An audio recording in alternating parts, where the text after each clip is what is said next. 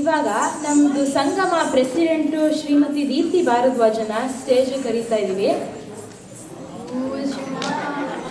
ಇವಾಗ ಸುಮ್ಮನೆ ಹೇಳ್ತೀಯ, ಆಮೇಲೆ ಅಂತ್ಯಾಕ್ಷರಿ ಟೈಮ್ ನಿಮ್ಮಪ್ಪನೂ ಬರ್ತಾರೆ. ಅಮ್ಮ ಸ್ಟೇಜಿಗೆ ಬಾ.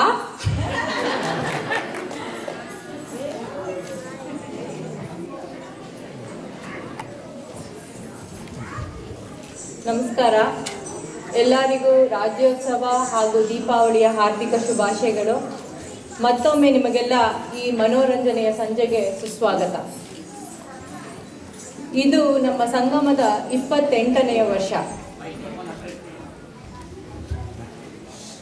ಒಂದು ಸಸಿಯಾಗಿ ಗಿಡವಾಗಿ ಇಂದು ನಮ್ಮ ಸಂಗಮ ಒಂದು ಹೆಮ್ಮರವಾಗಿದೆ. ಕರ್ನಾಟಕದ ನಾನಾ ಭಾಗಗಳಿಂದ ಬಂದ ಜನರೆಲ್ಲ ಕಲೆತು ಬೆರೆತು ನಮ್ಮ ನಾಡ ಸಂಸ್ಕೃತಿ, ಭಾಷೆ ಹಾಗೂ ಕಲೆಯನ್ನು ಉಳಿಸಿ ಬೆಳೆಸುವಲ್ಲಿ ಬಹಳ ದೊಡ್ಡ ಪಾತ್ರ ವಹಿಸಿದೆ.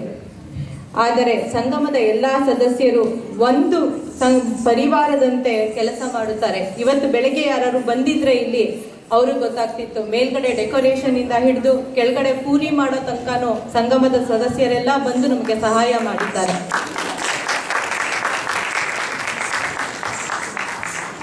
ಮುಂದೇನು ಇದೇ ತರಹ ಪ್ರೋತ್ಸಾಹ ಸಹಕಾರ ನಿಮ್ಮೆಲ್ಲರಿಂದ ನಮಗೆ ದೊರೆಯುತ್ತೆ ಅಂತ ನಾವು ಭಾವಿಸ್ತೀವಿ. ಇದೆಲ್ಲ ನಮಗಿಲ್ಲದೆ ನಾವು ಯಾವ ಕಾರ್ಯಕ್ರಮನೂ ಯಶಸ್ವಿಗೊಳಿಸಕ್ಕಂತೂ ಸಾಧ್ಯ ಇಲ್ಲ. ನಮ್ಮ ಸಂಗಮದ ಪುಟಾಣಿಗಳು ಹಲವು ಸದಸ್ಯರು ಕಾರ್ಯಕ್ರಮಗಳಿಗಾಗಿ ತುಂಬ ಶ್ರಮ ಪಟ್ಟಿದ್ದಾರೆ. ಆದ್ದರಿಂದ ನಾನು ನಿಮ್ಮ ಬಹಳ ವೇಳೆಯನ್ನು ತಗೊಳ್ಳಲ್ಲ. ಬೈಕೋಬೇಡಿ, ಏನಪ್ಪ ಇವರು ಮೈಕ್ ಕೊಟ್ಬಿಟ್ರೆ ಇಡೋದೇ ಇಲ್ಲ ಅಂತ. ಎರಡು ಮಾತುಗಳು. ನಮ್ಮ ಪುಟ್ಟ ಮಕ್ಕಳನ್ನು ಪ್ರೋತ್ಸಾಹಿಸಿ ಆಮೇಲೆ ದೊಡ್ಡವರಿಗೆ ಉತ್ಸಾಹ ನೀಡಿ ನಮ್ಮ ಕಾರ್ಯಕ್ರಮಗಳನ್ನು ಯಶಸ್ವಿಗೊಳಿಸಬೇಕು ಅಂತ ಕೇಳ್ಕೊತೀನಿ.